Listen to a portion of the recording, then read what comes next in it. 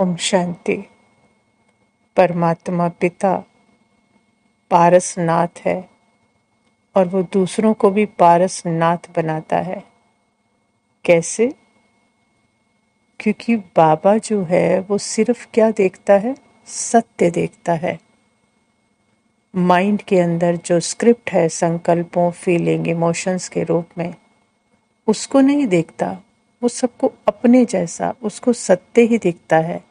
सारी स्क्रिप्ट को चीर कर, है ना, वो सिर्फ सत्य पर लाइट शाइन करता है, साइलेंस पर लाइट शाइन करता है। कोई कैसा भी रोल प्ले कर रहा है, नाटक है ना, कोई ड्रामा है, कोई कैसा भी रोल प्ले कर रहा है।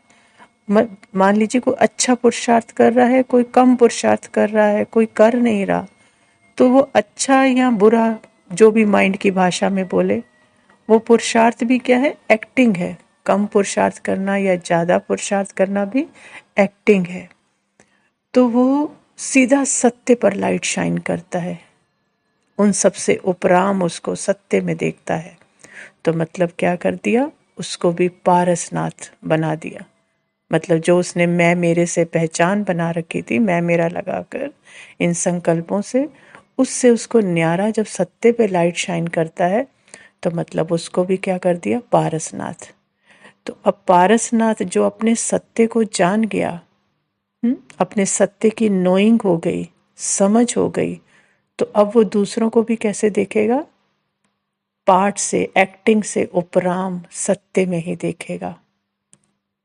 तो उसको भी, जिसको सत्य में देखते हैं अर्थात साइलेंस में देखते हैं, उसके पार्ट से उपराम देखते हैं, तो उसको भी पार्ट से छूटने में मदद मिलती है। अर्थात उसको भी अपना सत्य एहसास होता है, वो भी पार्ट के चिपकन से छूटता है।